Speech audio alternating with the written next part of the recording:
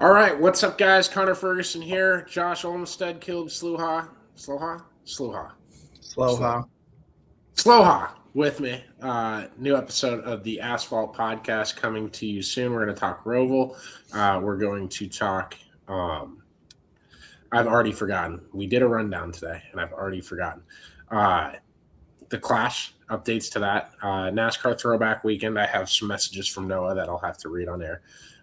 He's at work. He'll be back next episode, I think. And we're going to talk maybe a little reality television. We'll see. I don't know how much Josh watched, but we'll get to that when we get to it. That being said, Chris Weiser, appreciate him and the Weiser Companies. They are the presenting sponsor of the Always Race Day podcast. So appreciate them and cannot wait to get into this thing. Let's roll. Oh, wrong button. There we go.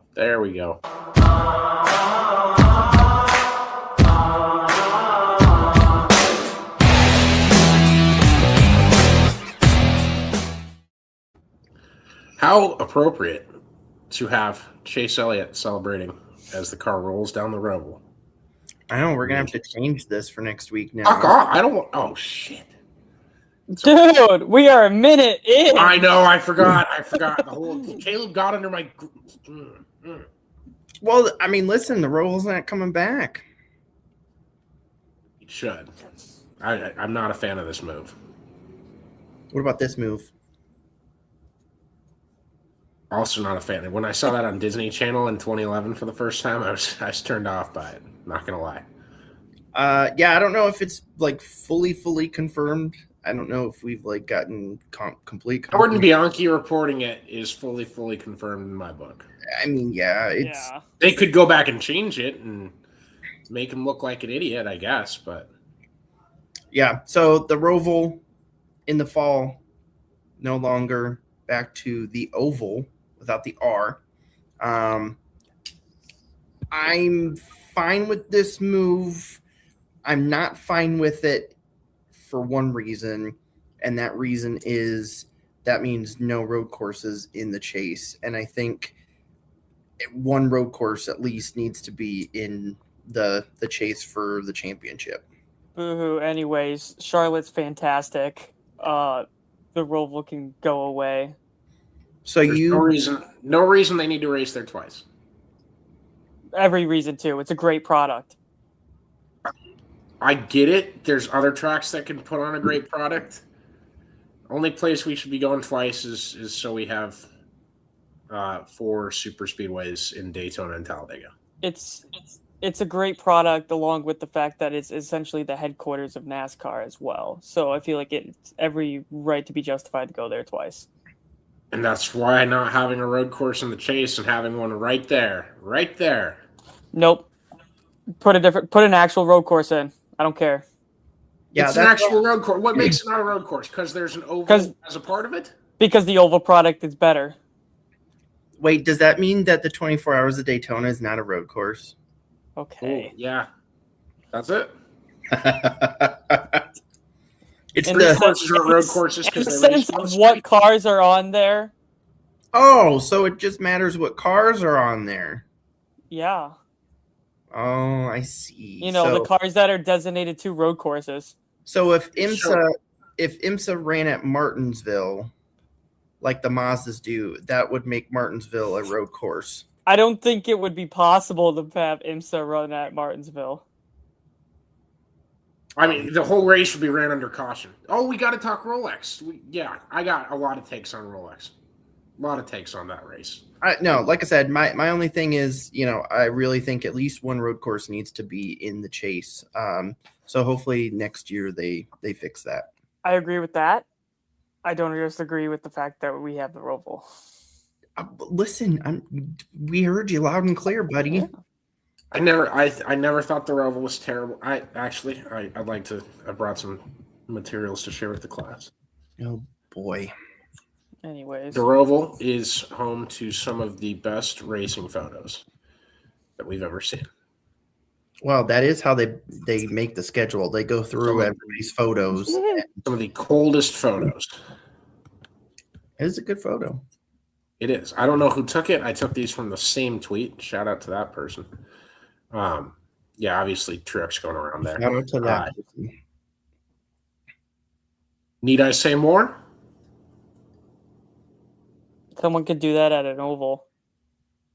Not with it rolling down like he did. I mean, where were you when Chase Elliott simply appeared in Kevin Harvick's mirror and made him drive into a wall? Oktoberfest. Fair. And then that one was cool, but that's just Michael Nett. Rest in peace. Love that guy. All right, we'll get into. Oh no! Our layout. We're good. But yeah, I'm with Caleb. There needs to be a Roval in the 10 race chase. There needs to be a road course. Road course. Did I say oval? You said Roval. There needs to be a Roval too. we need a road course, and since Josh, you're the one who wanted to differentiate the two, so now there needs to be a separate road course that's a permanent road course, and we need a dirt. So I mean, probably have a dirt track in the regular season too, since we have one in the playoffs. I think we all agree on that. Bobby Pierce talked about going to Fairbury Speedway. He'd love to see NASCAR go there. You can watch that episode. It's on our feed. Search Always Race Day. NASCAR is discontinuing Throwback Weekend. Is that where you guys want to go next? Well, I thought you were going to go with the Rolex because you were so excited about talking about that. Let's do the Rolex, okay? I did not turn the effing race on to watch Connor Zilisch parade under caution for 4 hours. Why'd you tune in during that part of it? Why'd you tune in at 1 a.m.? We typically party where I'm from, and we turn on the TV when we get home after we're partying. And we all did get home. We all did get home at 2 a.m. and turned it on and saw they were under yellow, and they were under yellow for however long. We said, "Okay, time for bed." Under yellow for 5 hours. Red flag the race. I mean, it doesn't. I mean, red flag the race. It's not a battle of machine versus distance anymore. It's not. The cars run. I mean, they do and they don't. Listen, I don't know. I get both sides of it. It is absolutely crazy that they were under yellow that long. I mean, basically throughout the night. I mean, yeah. I hope Connor Zilisch got paid a lot of money to do that. Well, I mean, they finished second, so I would guess so. Get watches for second? I don't think so. Now he's won it before, yeah. You said yes. You said paid, not get a watch. Those are two different. I know. Well, they should give him a free watch for having to. Everyone that parade lapped for 4. We're not Formula One. Red flag the race. Come back when it's safe. If it's not safe to drive at speed, why is it safe to drive 70? Because you can react a lot better at 70 than you can at 160. Well, and they're all closer together, so you can see what at least is going on. JoJo's in a good mood with me. Hello, JoJo. Sorry, just bitching about the Rolex 24. I heard IMSA does a lot of things well, so I want to give them a shout out for that. From Joey Barnes was down there covering the race, I think, for the first time. Christopher DeHardy had said some good words to me about it. Yeah, I'd just like to see far less liberality.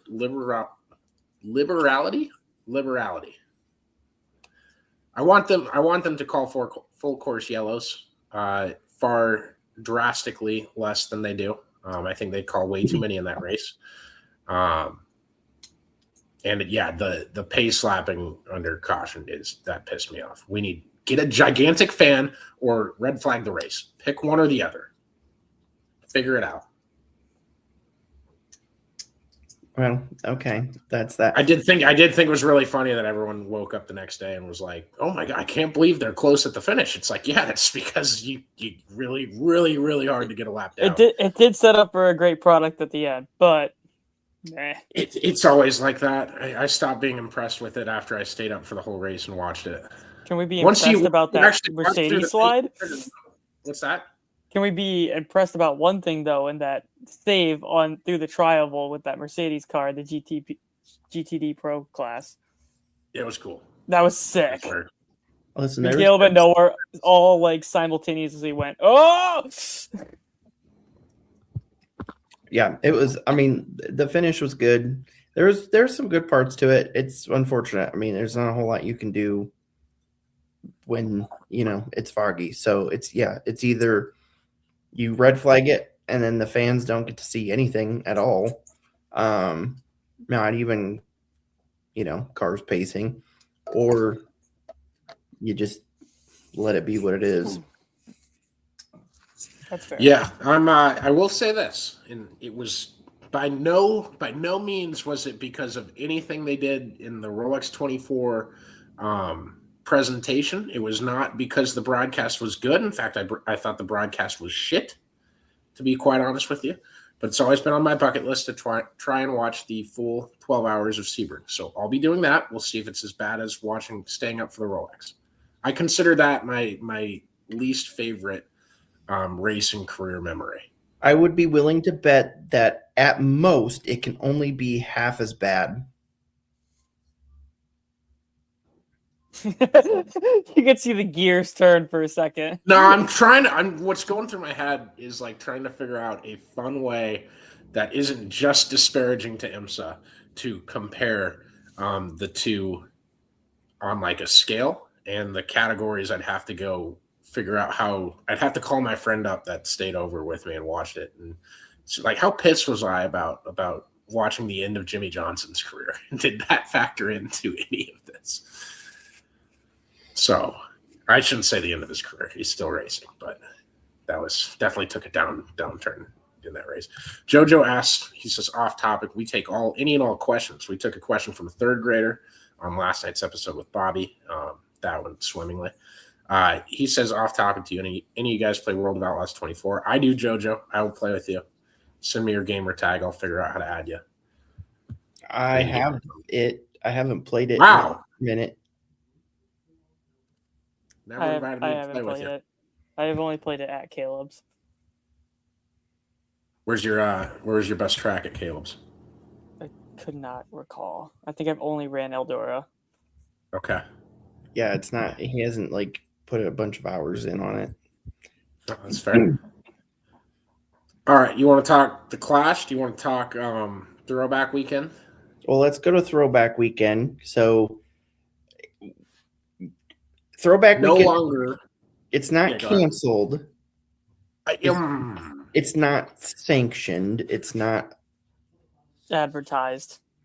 It's not going to be advertised. It's not going to be sanctioned by NASCAR. They're not going to, force you to do it.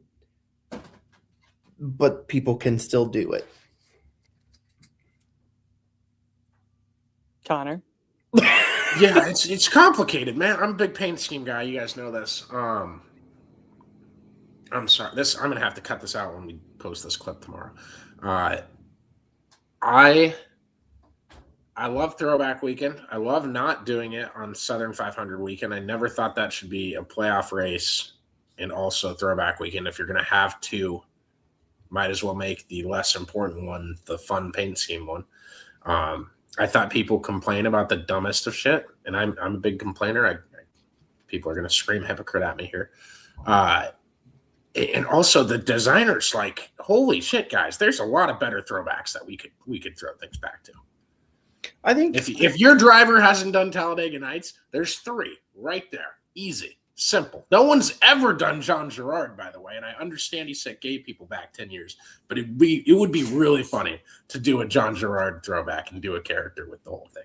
There's countless numbers of ideas people could have done, and they were like, "Oh, we're running out of paint schemes." No, you're not. Go ahead. My thing is, they started off really strong when they first started doing it because it was like, okay, the theme this year is 80s, then the theme is 90. Like, it was very coordinated. The themes were always only 20 of the cars followed the themes. Well, yeah, and that was and then it slowly became like, how many times we go into Throwback Weekend and how many Wrangler number 3 throwbacks did we see? And like, I don't care, it's a great scheme. Give me more. But like, have some individuality, have some, like, bring back more than just that. Like the Dylan one. I agree. That one was beautiful. And yeah, so there's a little mix of that. Plus, then we had a rainbow car that said "nut up" on the hood. Like, come on. We only got that because of Throwback Weekend. There's no chance they're just doing that at random. But yeah, and then you've got a lot of sponsors, I think, that really didn't want to be a part of it, or whatever. Like, we had more and more people that were not participating in it. And those sponsors should be ashamed and publicly shamed. We don't affiliate with that statement. We're not shaming any of our sponsors. We take all sponsors outside inquiring. Either. Yeah, but we could take some sponsors in. Yeah. That's why I'm not calling any of them out by name. So, yeah, I don't know. I mean, I'd still like to see, because isn't there like some that are like running throwbacks at Daytona or something? Like, there's a couple. Yeah, there's 5 throwback paint schemes to Greg Biffle, and I know, Caleb, you're screaming. Have some individuality. I meant more than that, first off, but I do like that people can just run a throwback now whenever. Make it a big deal. I mean, that draws more attention to your sponsors even more, because if you at Iowa weekend, Ryan Blaney runs a throwback to his he should run a throwback to his first win at Iowa. Yeah, like, and you know what, that brings way more attention to the sponsors than drowning out the noise of 15 other people also running throwbacks. So yeah, I mean, it is what it is. I think we'll still get something out of it. Hopefully it'll, the people that do it choose to do it really well, instead of kind of what we've seen the last couple of years. Josh? Yeah, I mean, there's not much more to add to it. I love the concept of it. No, by the way, go the wrong way. by the way, remind me to talk IndyCar. We do. I was trying to get a rundown to these guys at one. Oh yeah, I forgot to include that in mine too. Yeah. Well, yeah. Okay. We got some stuff to talk about there. I don't have much more to say. So okay. It's pretty spot on. I liked the concept. I liked whenever I'd go out and get my die cast, I would always love the throwback cars. I'd love to acquire them and all that. So I think it's a cool idea. It certainly is kind of unfortunate. I'm with you. Saturday at Bowman Gray. Wednesday at Bowman Gray? I was looking at the forecast. Has it got you intro this? 20% to 40% chance of snow. That's a high percentage. High is 21. High percentage is 40. What's the high that day? 21. Oof. Oof. Oh, brother. Ain't selling many hot dogs at that temperature. And the high on Sunday is 26. What about for next Wednesday? 40. Low of 25. Yeah, it's selling a little more hot dogs on Wednesday, sounds like. A little less crowd. Is that where you think it's going to go? Yeah, there's already been rumors that it would be moved to Wednesday. Obviously, that area, the weather has not been great to begin with. They've already got snow there. They're supposed to get more snow. Listen, the high is 21 on Saturday. That's the high. That means the best it's going to be is a bag of shit. So I'm sorry, but I'm not going out there to sit out there in 15-degree weather. Like, Wild just played an outdoor game. It was -8. That is great. Like summer, dude. We walked out of the station today. It was 20. It felt great. Yeah, but I'm not sitting in the stands. I'll go to Bowman. If anyone's got a ticket and a plane ticket, I'll come out there. And I hate flying, so that's a lot for me. So I'll come out there and sit with you, and we'll drink and watch some racing. I don't even know if we haven't even at Fest been there when it's that cold. Like, and that's miserable. So no, I'm out. Like, I'm not doing that. 40 doesn't even. I know, I'm banking on nobody offering. So, but I just wanted to say that I do it. So yeah, I mean, if I'm NASCAR, tomorrow's Thursday, 2 days in advance, the move has to come tomorrow. If you're going to do it on Thursday, 2 days in advance. If you're going to cancel early, yeah. Well, can we run them in snow? Is that an option? That is something I wanted to see. I'm kind of for that. That's absolutely something I want to see. I saw a couple of drivers memeing the fact of getting iRacing simulations with snow on the ground. Yeah, Winter Eldora on the old sprint car games. So yeah, it'll be interesting to kind of see what happens there. But like Ryan Preece.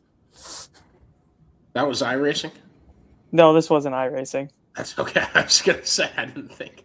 No. I was wondering what game that was when I saw it. No, it was just the first one I could remember off the top of my head was Ryan Preece doing it. It's just it's always way easier to be a armchair promoter, especially. I mean, NASCAR has been through the ringer the last couple months. Let's be real honest, but I suppose I think the right move is to postpone it because it's just not going to be a good product. It's not. Yeah, I agree with you, and they haven't done a lot of advertising for it either. I've only seen ads for the Daytona 500, which says a lot. And I think being a promoter is tough, but like the first thing I would do is if it's too foggy to race, I'd have the cars on fucking pit road instead of pace lapping around a fucking road course for 5.5 hours. Anyway, the broadcast during that part was equally as bad as it was. Well, yeah. I mean, how do you? If any drivers are up, please report to pit road to the stage. We will interview you on TV. Free advertising for yourself. Again, optional if you would like to come up here and talk about your career for 10 fucking minutes. Being a promoter is really fucking hard, boys. Does anybody want to come talk to the 2 a.m. audience on NBC, Peacock, the Ocho? I was going to say, at that point, it wasn't on NBC. You get 10 minutes or you get 0. It was strictly Peacock of those hours. You know what? They were getting Z's. We watched the 0 back here because we love the cock. Go ahead, Caleb. You think they were getting sleep? Yeah, I'm sure a lot of them were sleeping. Every single driver in the pits? I mean, I'm sure not every single driver, Connor. If I was awake and not doing anything, I'd get my ass to pit road. Oh, Lordy. Sorry, I just think with a marketing hat. Yeah, but here's the thing. You're thinking of rest and relaxation and vacationing. Well, but I'm also thinking of this. A large part of the endurance part of it is 1, strategy, and 2, the endurance part. So, okay, well, the strategy part that would get screwed up and complicated. Oh no, we're going to have to make race teams change strategy. How could that ever turn into a better thing? Yeah, but in this case, you would still have a 6-hour window where driver changes, pits, you still have opportunity for strategy to take place. So, for instance, if the caution comes out and there's no strategy in the driver getting out of the car, going to the tail of the field, and following in line as in the next lap another team does it, and he falls to the back and he follows in line. Pause. There is a difference, though. If you're running first, I'm running 10th, Josh is running 20th, okay? I'm behind, but let's say... You're talking about the second of the 2 Daytona classes. I'm saying... Minor league. Let's say that I pitted more recently, then the caution comes out. After we go a while, you're going to have to pit, then I cycle to the front. And you still have that strategy of up and down going while it's playing out instead of, okay, we red flag it. Everybody's now on the same strategy. Everybody's at the same place in their strategy. And we're all on the same playing field. And then it's like, don't let anybody pit. We're not changing the rules in the middle of red flag, no one pits. Boom. What are they going to do as soon as you bring up the yellow then? Come down pit road. You park it on the right side of pit road. Your car sits there. You can cover it with a blankie or not. And then when they resume, what's going to happen? You're going to turn the car on. And they're you all guys are going to make me need more of this. No, you're gonna go race. We're going green the first time by. But also, then it still was the Daytona, the 24 hours of Daytona, and not the 18 hours of Daytona. It was 3/4 as exciting as typically is. And it would have been low bar to clear. It would have been way better if they red flagged it and just let the clock roll. It would have been more exciting. What I was saying, I agree. Good on you, Caleb. Glad we could come to an agreement there. It wasn't as exciting because they had to yellow it for fog, so they should have red flagged it for fog. I just wanted to see Connor Zillich race, and I wasn't home Saturday afternoon. I guess I should have Nothing blocked off my Saturday. Difference. Yeah, I would have watched him race at 1 a.m.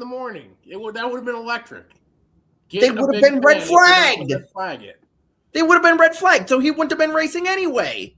Then I could have seen him do a cool interview. Oh, Jesus. Yeah. Instead, you get him singing Taylor Swift in the car.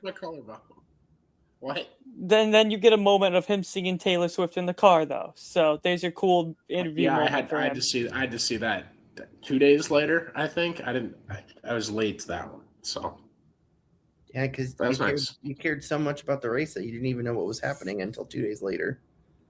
I woke up in a fog on Sunday. Should have red flagged it for you. I agree.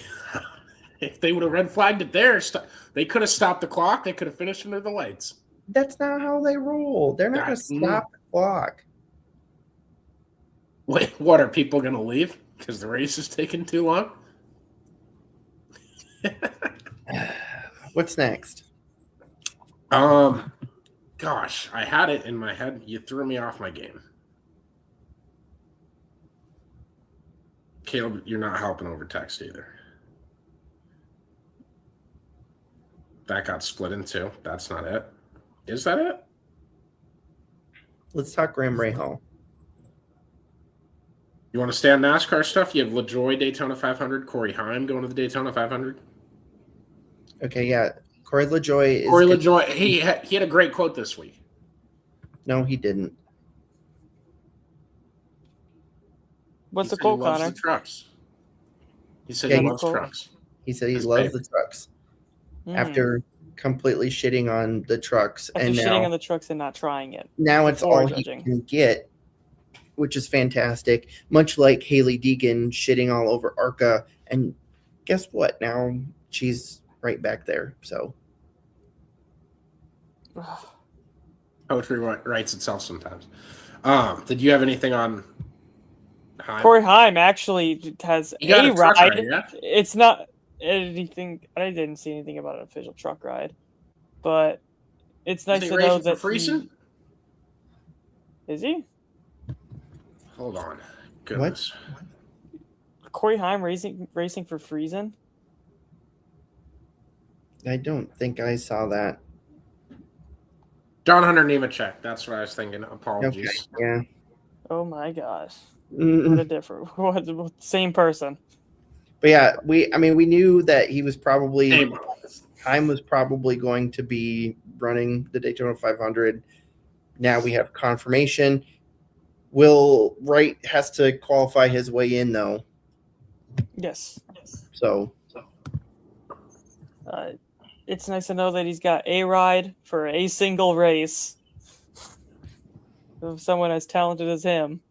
Yeah. And then Corey LaJoie. So it came out today that LaJoie was in talks with RFK to run the super speedway races this year because Brad Keselowski felt that they just didn't have enough team power at the super speedways.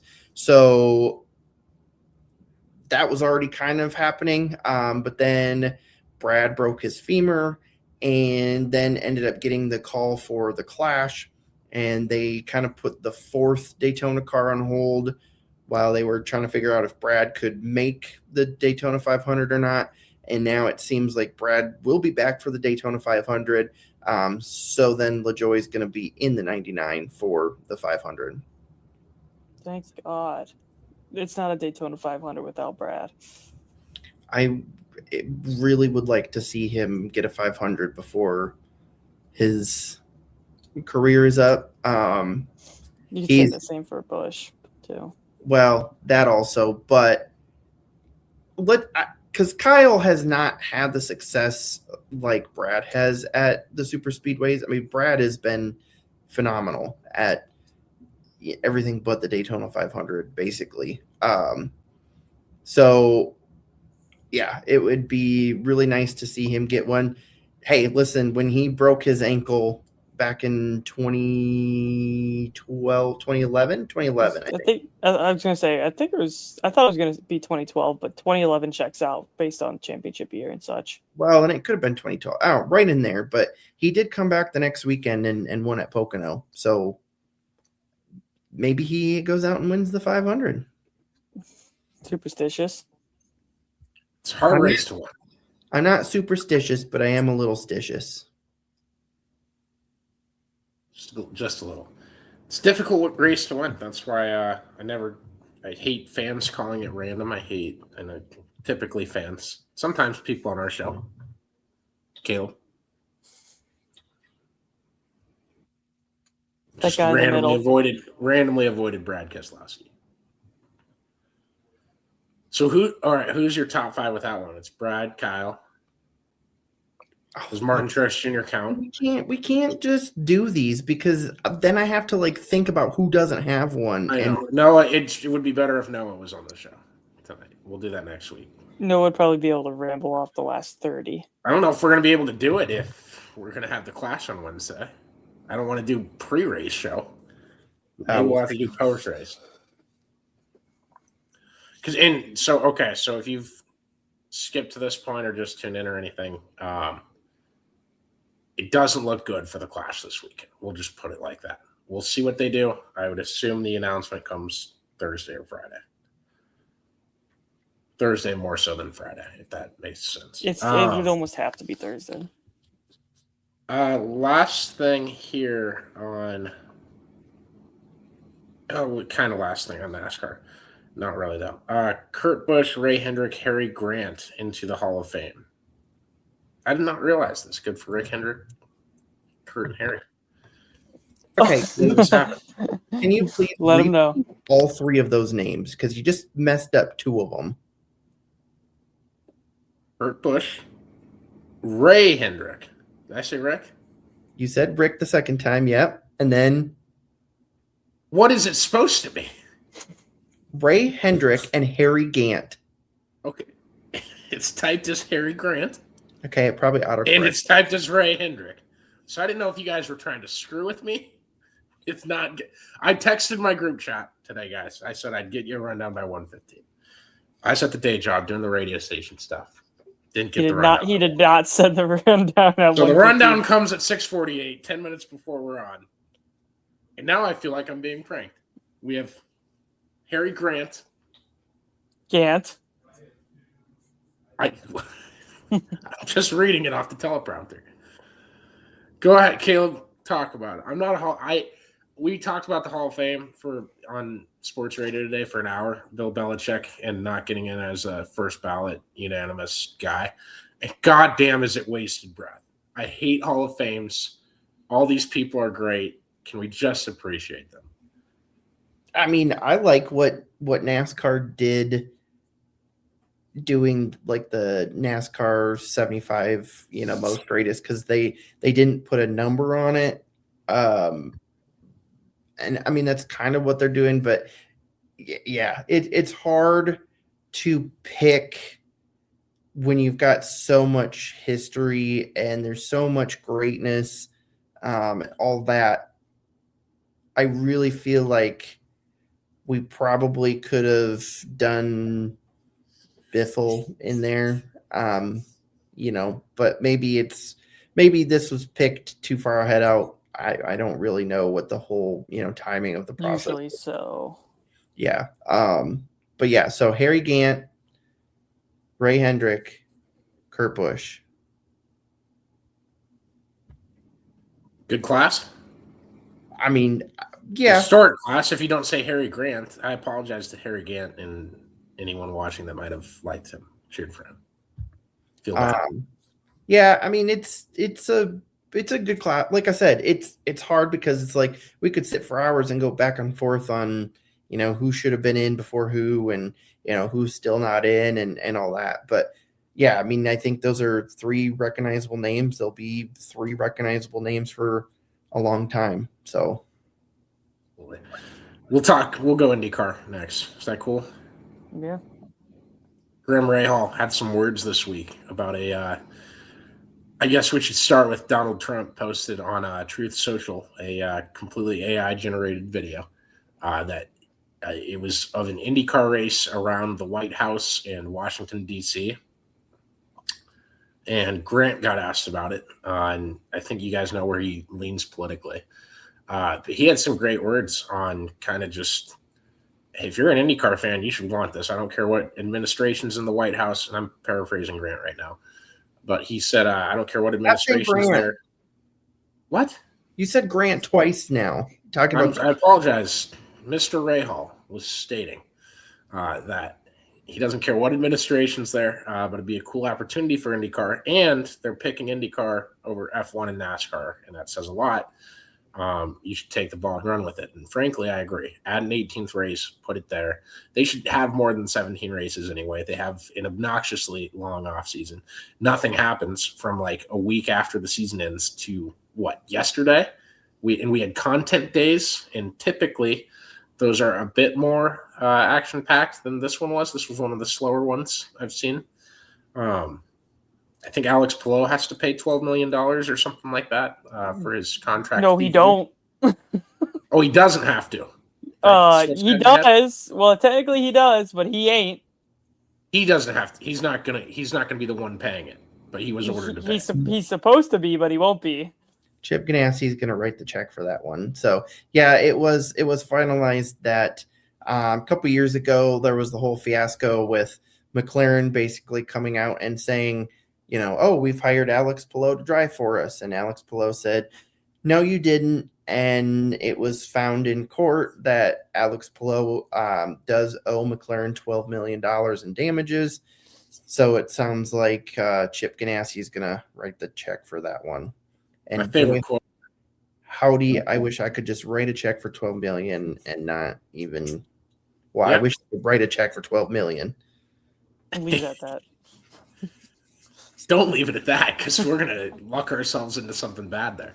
My favorite quote from Alex Palou was asking him about if he'd ever thought about driving Formula One. He said, "Been over there. I've tried that. I like where I'm at." A lot of those guys do. But yeah, going back to Rahal, I'm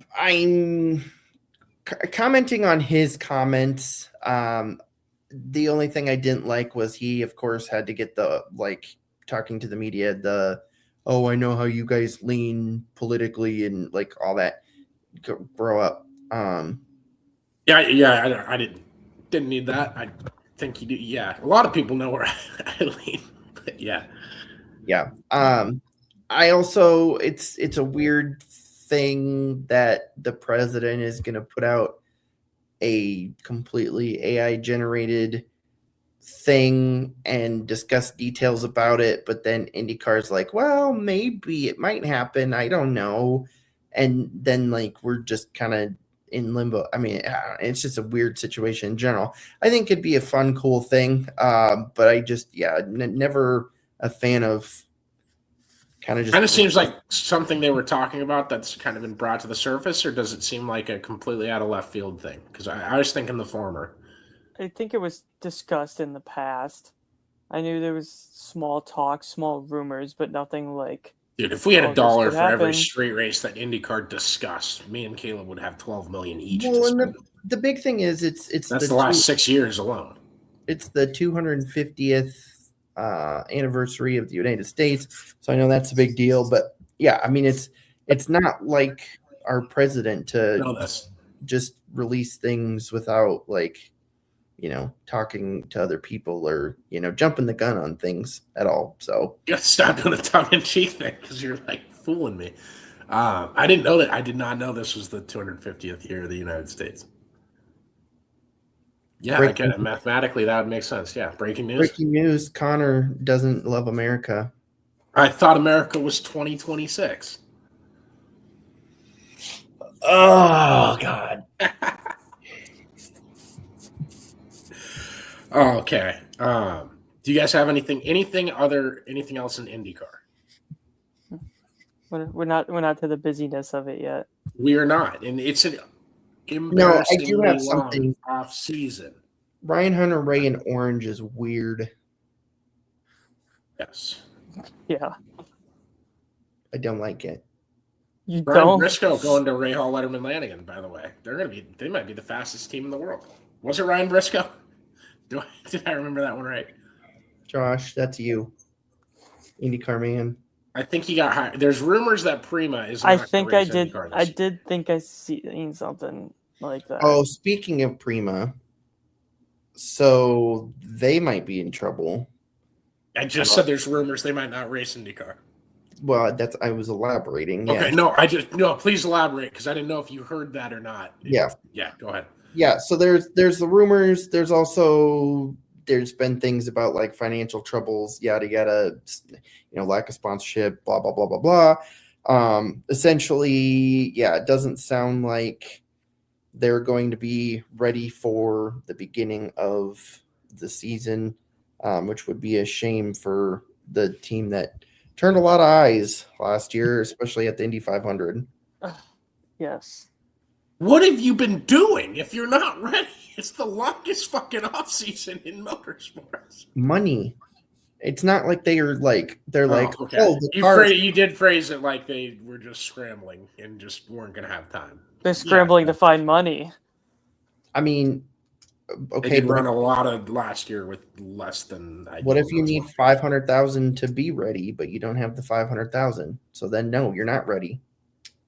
On the video game, you just go to the bank and they give it to you. Then you turn it into more money. Oh, God.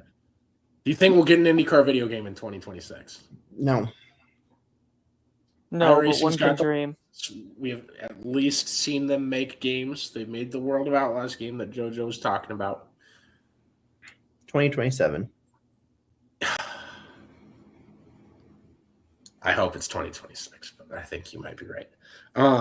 We need to do some brainstorming over the next couple weeks to figure out what we're going to call my Formula 2 segment. No.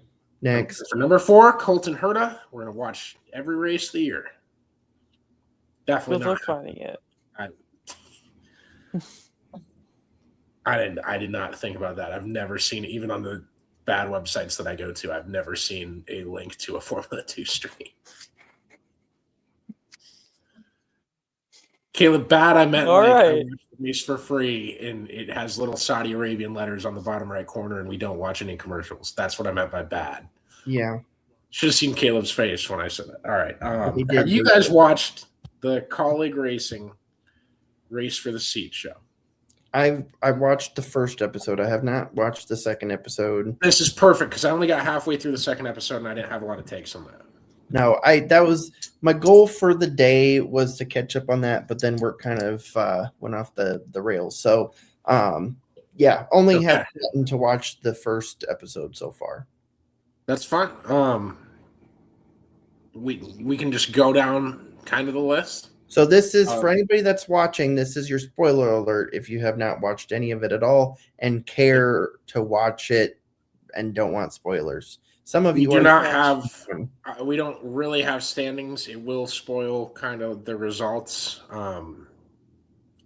We're not going to talk about on the podcast at all who won the show at the end. I still don't know. Do you guys know? You guys both know, right? Mm-hmm. Okay, so I've been able to naturally avoid it so far. I probably won't get through the end of the season without doing that, but we'll keep that off the show so that if you're watching and you want to talk about it with us, that can still be arranged. I do wonder when I'm going to find out, when it's going to come across and I'm going to see a name that's on the show and I'm like, oh, that's probably the guy that won. I'll text you guys if that happens. That's my first complaint, and of which I have many. The finale should be like 2 weeks ago. Yeah, it's. And it feels like they're releasing it so quickly too that it's I don't have time to watch all these. Yeah. And there's even I think there's a couple days where it's 2 episodes in a day, and I can get the schedule. It's somewhere on Twitter. And that's the problem is okay, so you've missed one day and you've already, you're 2 weeks behind essentially, or 2 episodes behind.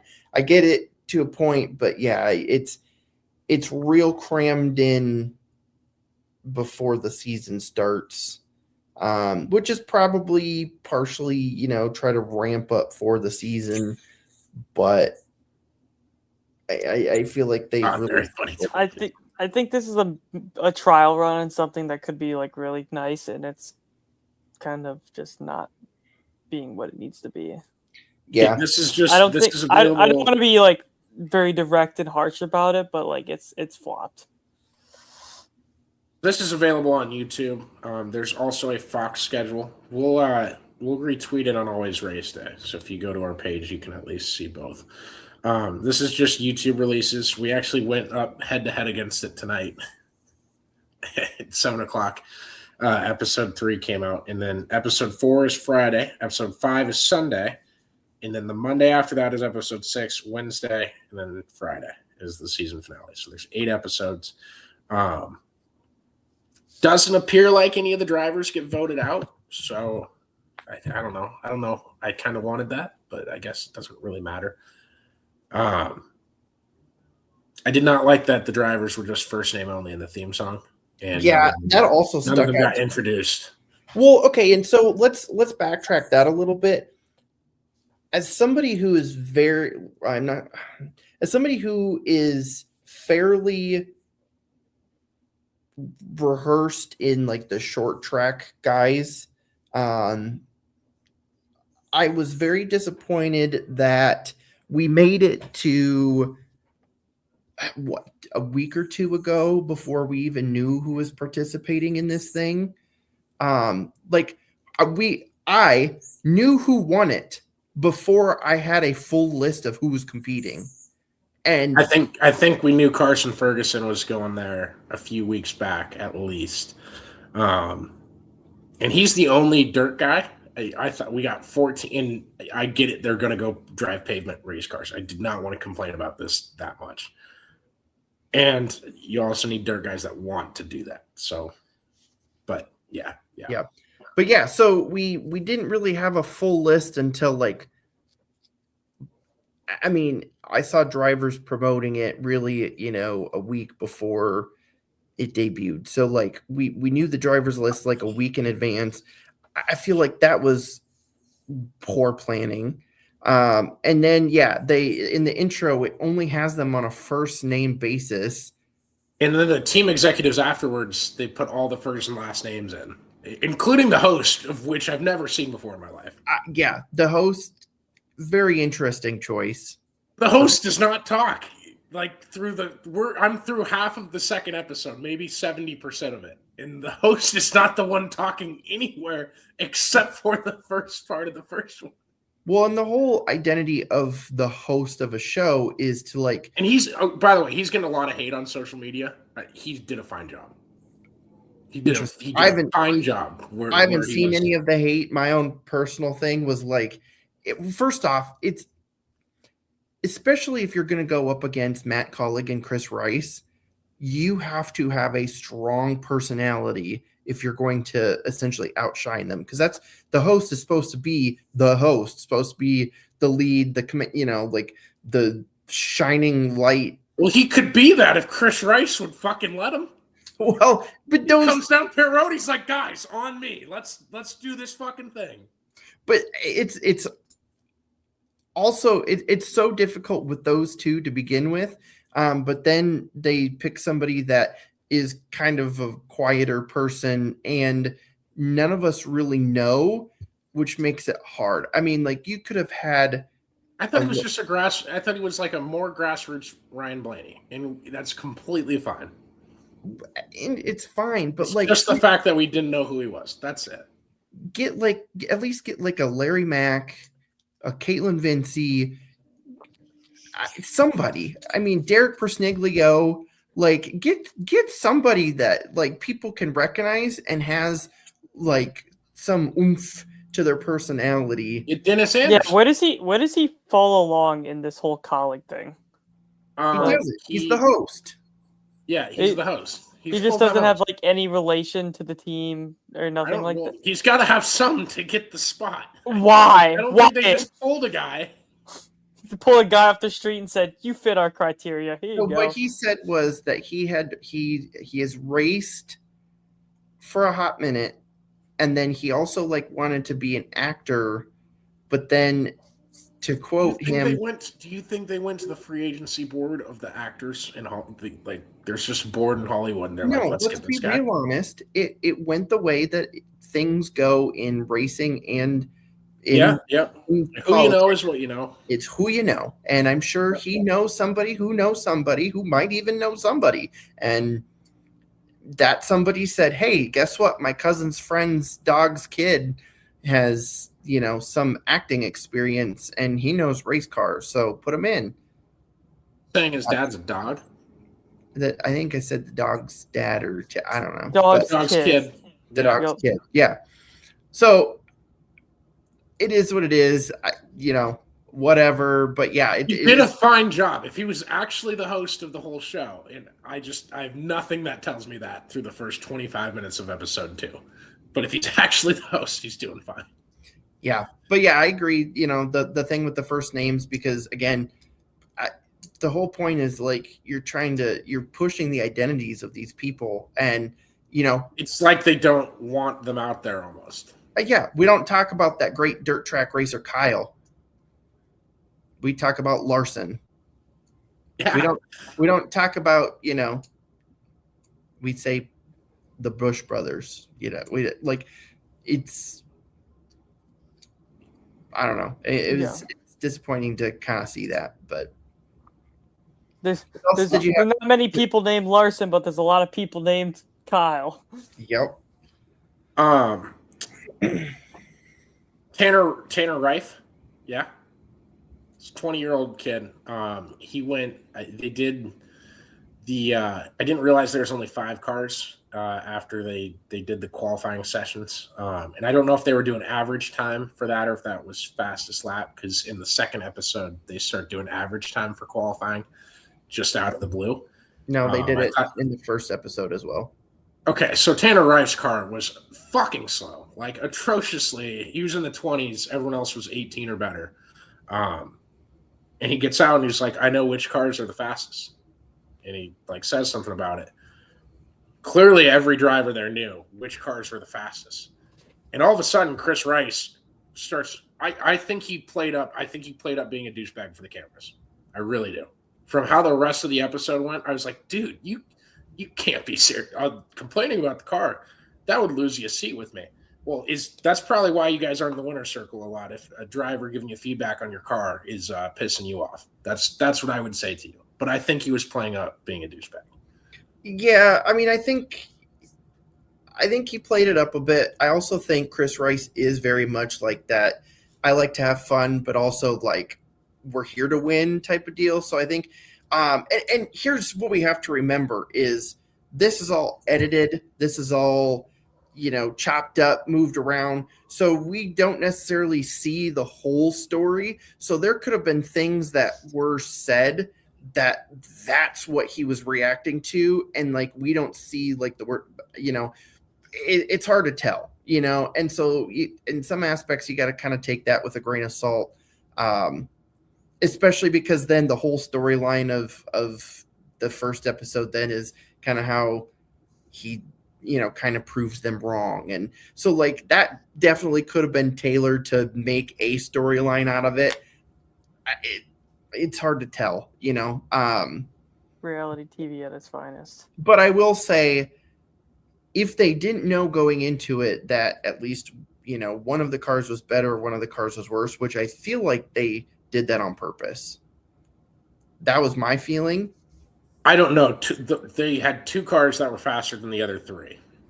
Yeah, and I thought if I was trying to pick a driver for my team and I cared deeply about it and didn't just want to make a cool reality show, which there's aspects to both things here, and I don't hate the format, but I would take note of which cars are made fast by different people. And like when Tanner Reif is beating the 16 car by half a straightaway in 5 laps, and in the next race, the 16 and the 25 are neck and neck, I would make a note of that somehow. I don't know how you put that in point standings. I don't know how you take that into account. I don't know if they're going to sit down at the end and be like, well, I think this guy's the fastest, but he mouthed off me in episode 1, so he's out.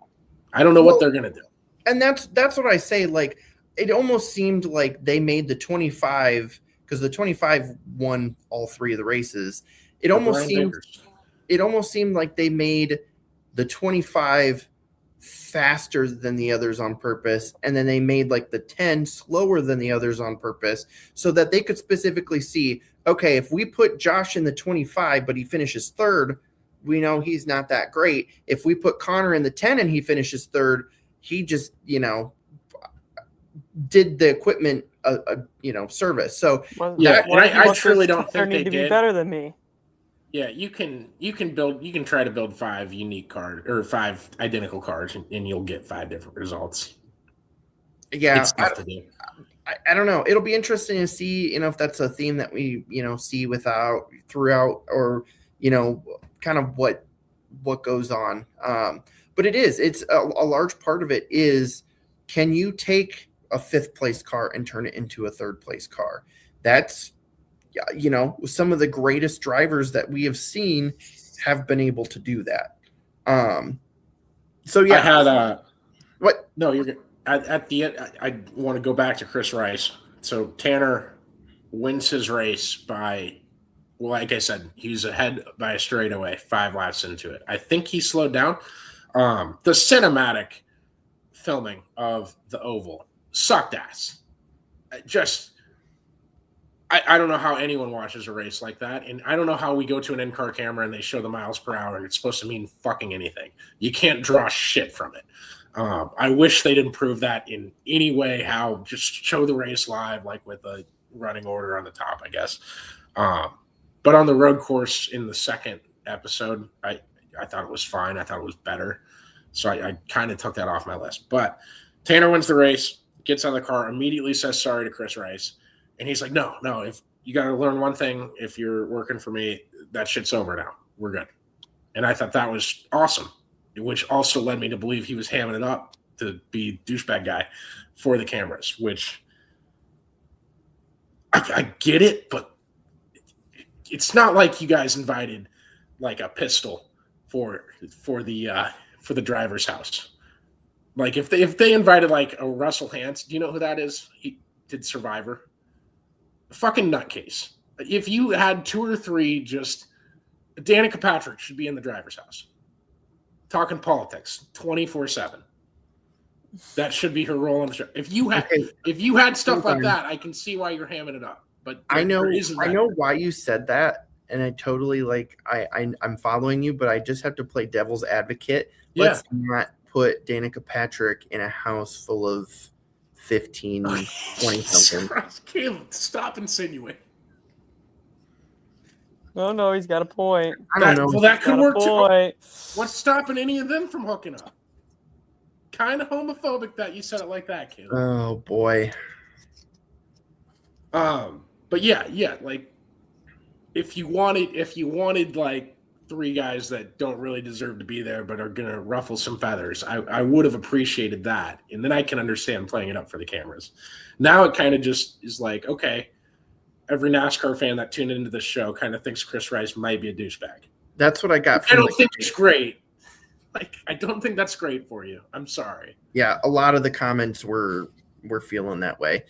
And I get it too, because listen, if I'm a team owner, I want a driver that's going to be able to tell me, hey, there's something wrong with this car. That's a valuable thing for him. Very much so. And he's like, those 5 guys were all in the fastest cars. That's why they're standing up there. Yeah. So yeah, it'll be interesting to see how it plays out, and who ultimately gets the win, even though we already know. You guys already know. I don't know how. I haven't, and I didn't look at the ARCA test closely, so that's part of it. I don't like when they're commentating the race on the side, and I understand they don't have the greatest view. They're referring to the drivers as the car numbers, and they do better at it as the second episode. Connor, I wonder why. It's almost like they met those people the day before, and one don't quite know their names and their faces put together. You gotta memorize.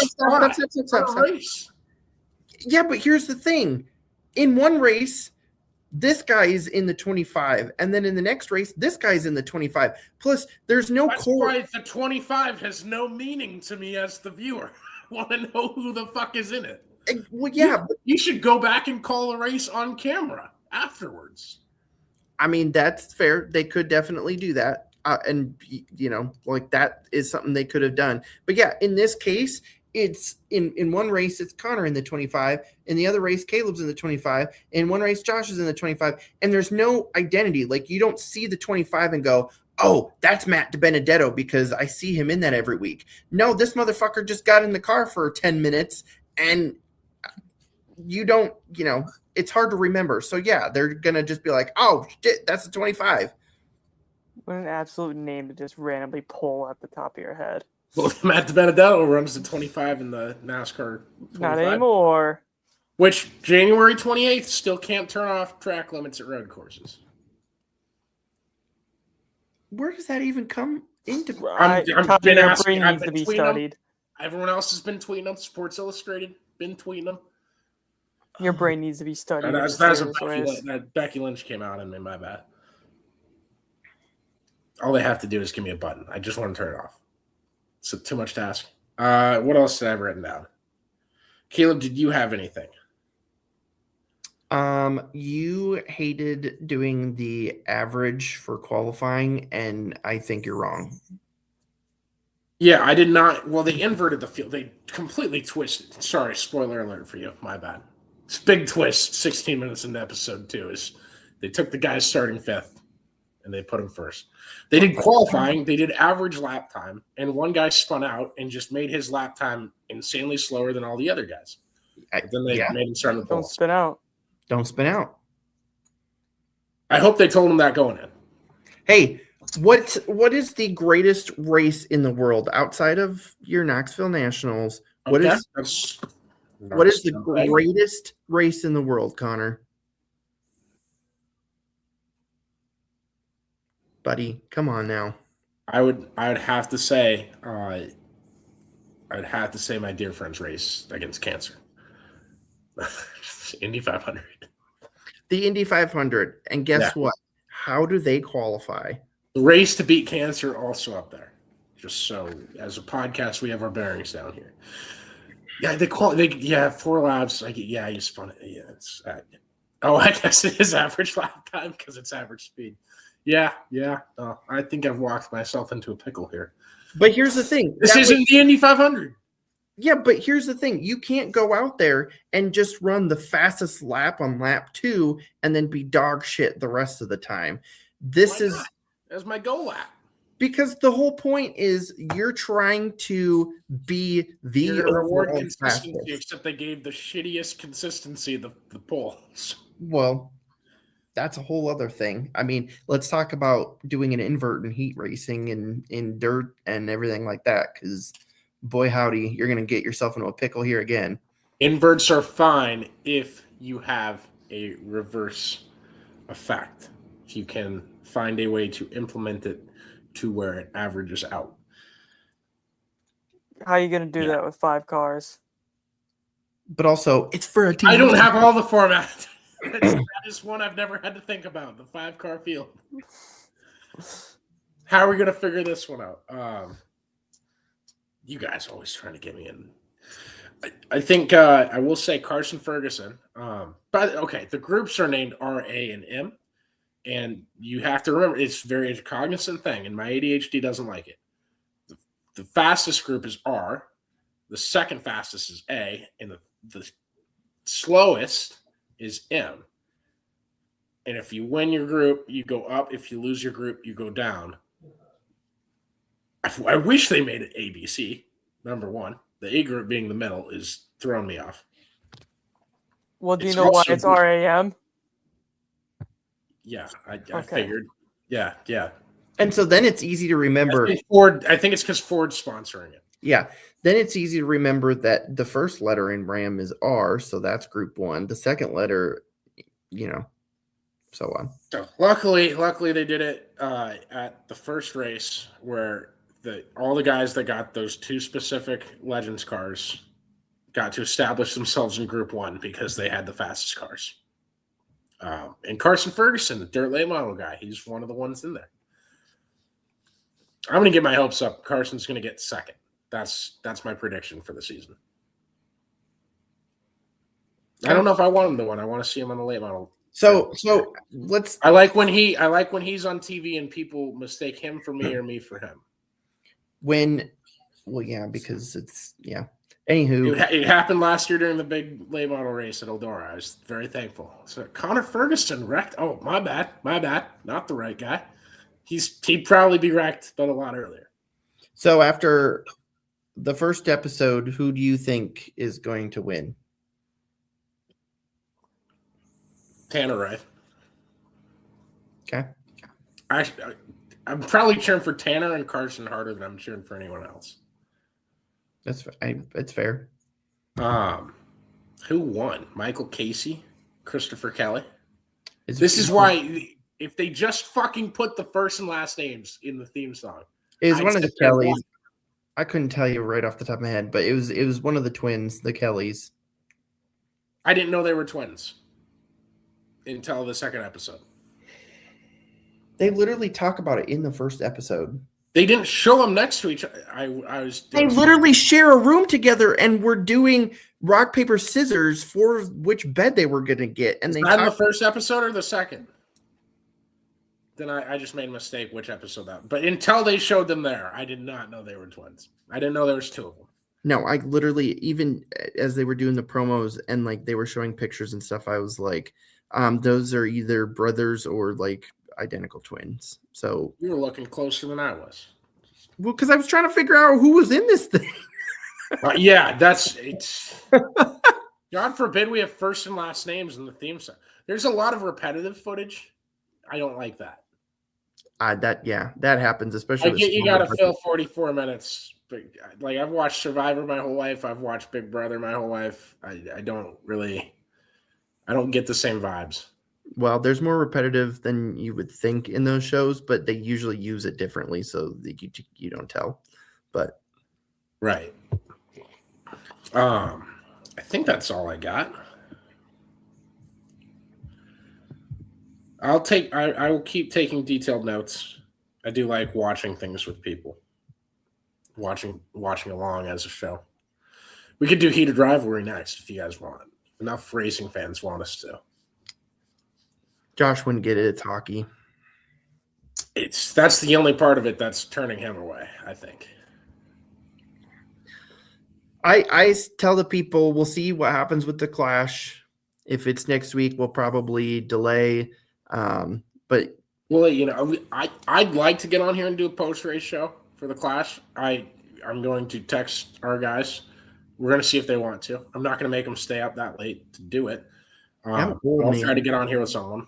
And if not, regardless, we'll have a real show the day after or something and figure it out. So, but we're getting close to a whole new look and feel for the show. So we're excited. Yeah, we're going to do like a PTI rundown style thing. Yeah. I don't know what that means. Like on the side when you got, where's my hand? Like you got the, here's what we're going to talk about. Yeah. Or we just leave it as a surprise for everyone. It's gonna. I don't know how it's going to work with where our heads go, but we'll figure it out. Leave it to me. Okay, you're in StreamYard now, actually. So,